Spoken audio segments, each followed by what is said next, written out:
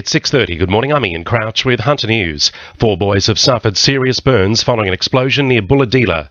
It's understood they were playing with nitro fuel for a remote-controlled boat outside a home in Curlew Crescent at Dorong at about 7 last night when the blast occurred. Joanne Elliott from Police Headquarters says 2 of the boys have been airlifted to Sydney for treatment. 2 boys aged 13 suffered serious burns to their chest, arms, face and legs. They were airlifted to the Children's Hospital at Westmead. An 11-year-old boy and a 12-year-old boy suffered burns to their feet. Now, they are being treated in John Hunter Hospital. Police believe that the incident may be the result of misadventure. A Sydney man was allegedly under the influence of drugs when he crashed his car at Williamtown, killing his 7-year-old nephew.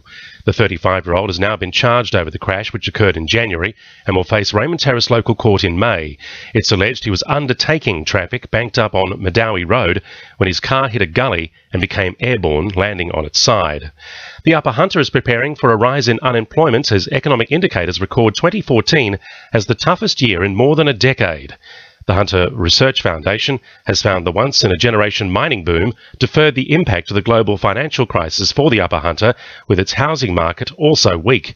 However, Senior Research Fellow Jenny Williams says there may be light at the end of the tunnel. We've got a very low interest rate regime that helps mortgagees and also businesses that are wanting to borrow in order to invest and grow their businesses. We've had quite a substantial drop in petrol prices, so that helps household budgets at the same time as our dollar is falling. Police are appealing for help to find an elderly man who's gone missing from Maitland Hospital.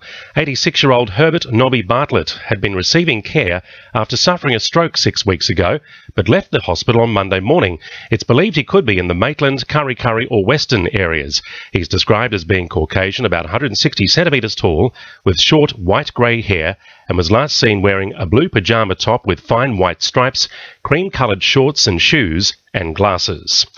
The New South Wales Liberals have come out in response to Labor's claims they are blackmailing the Hunter and Port Stephens. Labor has slammed the Liberal spending plans as extravagant and unrealistic.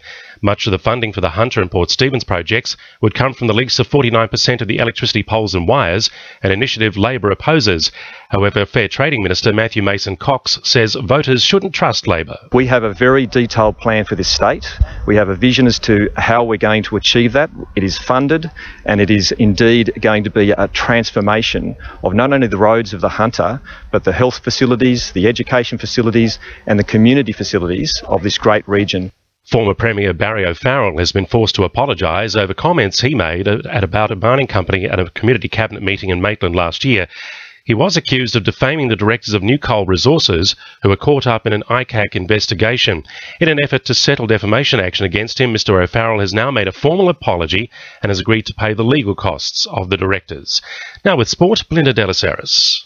Newcastle Jets coach Phil Stubbins has put the kibosh on speculation of a David Carney comeback in time for Sunday's game against Adelaide.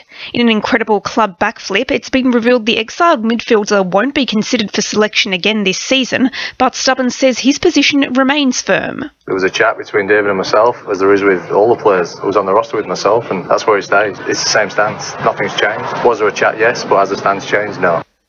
The Knights have named an 18-man starting lineup ahead of Saturday's clash against Penrith. David Fa'alongo will partner prop Cade Snowden up front, with Tyler Randall returning to the extended bench.